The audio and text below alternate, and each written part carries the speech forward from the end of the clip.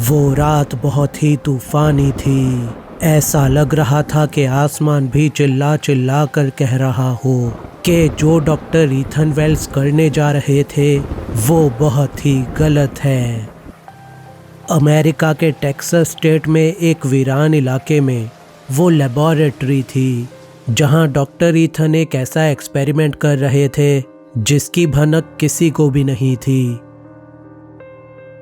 Doctor Ethan पिछली 3 रातों से सोए नहीं थे और इसी वजह से उनकी आंखों में खून उतर आया था, लेकिन फिर भी उनके अंदर एक ऐसा जुनून था कि वो अपनी तबीयत की बिना चिंता किए लगातार अपने उस खतरनाक एक्सपेरिमेंट को अंजाम देने में लगे हुए थे।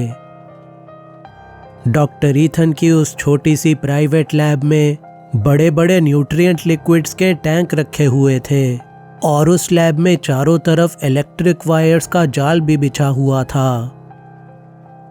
लेकिन उस लैब में जो सबसे अजीब और डरावनी चीज थी वो थी एक मरे हुए आदमी की लाश, जो कि लैब के बीचों बीच रखे एक ऑपरेटिंग बेड पर पड़ी हुई थी।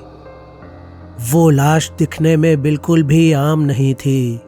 वो शायद एक 30 से 35 साल के बीच की उम्र का एक जवान आदमी था, लेकिन वो मरा हुआ आदमी इतना हट्टा कट्टा था कि उसकी ऊंचाई 7.5 फीट की थी। डॉक्टर ईथन कई दिनों से स्पेशली इतने लंबे चौड़े आदमी की डेड बॉडी ढूंढ रहे थे जो कि फाइनली अब उनके पास थी, और डॉक्टर ईथन को ये डेड बॉडी ग्रेवयार्ड में काम करने वाले एक सनकी आदमी ने गलत तरीके से हजारों डॉलर्स लेकर दी थी। वो बेजान शरीर एकदम ताज़ा मालूम पड़ रहा था, जैसे कि मौत बस अभी 2-3 दिन पहले ही हुई हो, लेकिन डॉक्टर ईथन ने उसके सर पर कुछ टांके कसे हुए थे जिससे कि मालूम पड़ रहा था कि ज़रूर उसके सर के अंदर से कुछ निकाला या फिर उसके अंदर कुछ डाला गया है। डॉक्टर ईथन ने अपने इस एक्सपेरिमेंट को नाम दिया था एडम 9, क्योंकि इससे पहले भी वो 8 लाशों के साथ इसी तरह का एक्सपेरिमेंट कर चुके थे, लेकिन वो सभी एक्सपेरिमेंट्स नाकाम साबित हुए। पर इस बार डॉक्टर ईथन में एक अलग ही जोश था। ऐसा लग रहा था कि मानो उनको आने वाली सफलता पर पूरा विश्वास है। डॉक्टर ईथन का जुनून एक पागलपन बन चुका था, लेकिन वो हमेशा से ऐसे नहीं थे। 4 महीने पहले तक वो एकदम नॉर्मल इंसान थे जो कि अपनी ब्रिलियंट असिस्टेंट सोफिया के साथ मिलकर न्यूरोसाइंस की स्टडी एंड रिसर्च किया करते थे। वो दोनों इंसानी दिमाग के ऊपर एक ऐतिहासिक खोज करने के बहुत ही करीब थे, लेकिन एक रात सोफिया की लैब में ही बिजली का तेज झटका लगने से मौत हो गई। सोफिया की मौत डॉक्टर ईथन के लिए बहुत ही बड़ा झटका था, लेकिन सोफिया के ब्रेन डेड होने से पहले ही डॉक्टर ईथन ने उसका दिमाग निकालकर अपने पास प्रिजर्व कर लिया था, और उसके क्रिमेशन के कुछ ही दिनों बाद उन्होंने शहर से कुछ ही दूरी पर इस रेगिस्तान में अपने लिए एक नई लैब सेटअप कर ली ताकि वो सोफिया के दिमाग को मरे हुए लोगों की बॉडीज में डालकर रिवाइव करने का एक्सपेरिमेंट कर सकें। 4 महीने के अंदर अंदर ही डॉक्टर ईथन ने कई सारी डेड बॉडीज में सोफिया के दिमाग को ट्रांसप्लांट करने की कोशिश करी, लेकिन हर बार दिमाग ने शरीर को रिजेक्ट कर दिया था क्योंकि सोफिया का दिमाग फूलता जा रहा था, और इसीलिए डॉक्टर ईथन को अब एक ऐसा शरीर चाहिए था जिसका स्कल काफ़ी बड़ा हो। और फाइनली आज वो एडम 9 के अंदर सोफिया के दिमाग को ट्रांसप्लांट करने में कामयाब हो गए थे।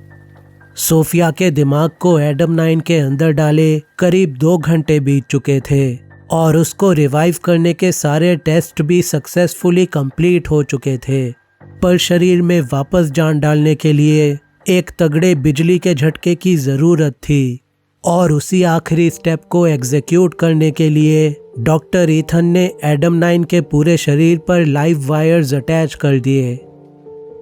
घड़ी में रात के 10 बज रहे थे कि जब फाइनली डॉक्टर ईथन ने एडम 9 की बॉडी में इलेक्ट्रिसिटी पास करी। लगातार पूरे 10 मिनट तक बिजली के झटके खाने के बाद अचानक से एडम 9 की आंखें खुली और ये देखकर डॉक्टर ईथन खुशी में उछलने लगे।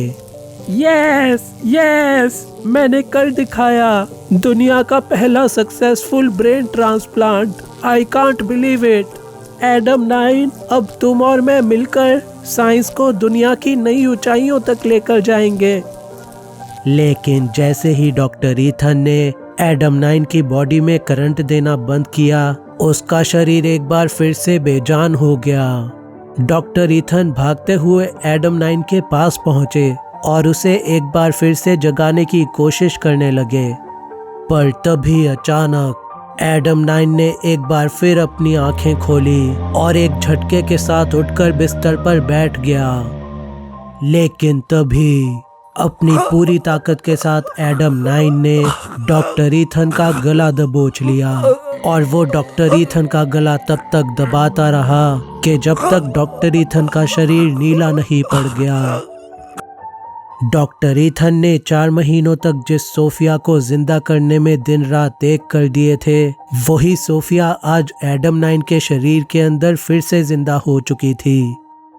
लेकिन सोफिया का जो दिमाग एक समय पर विज्ञान के ज्ञान से भरा हुआ था, वही दिमाग आज विनाश पर उतर आया था। और डॉक्टर ईथन को मारने के बाद एडम 9 लैब से निकलकर अपने अगले शिकार को ढूंढने शहर की तरफ बढ़ चला।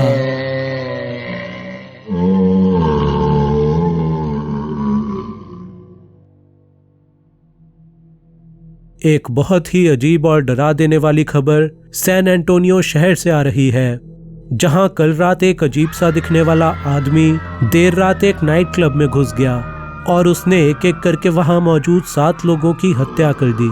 पुलिस का कहना है कि उन्होंने वहां पर समय पर पहुंचकर उस वहशी दरिंदे को गोली मारकर मौत के घाट उतार दिया। लेकिन सिटी हॉस्पिटल की मेडिकल टीम का कहना है कि पोस्टमार्टम रिपोर्ट्स के मुताबिक वो आदमी जिंदा ही नहीं था और वो पहले से ही मरा हुआ था। आखिर ऐसा कैसे हो सकता है? यही सवाल आज पूरा देश जानना चाहता है। आशा करते हैं कि फॉरेंसिक टीम इस रहस्यमयी लाश की गुत्थी जल्दी ही सुलझा पाएगी। देखते रहिएगा टीपीसी न्यूज़।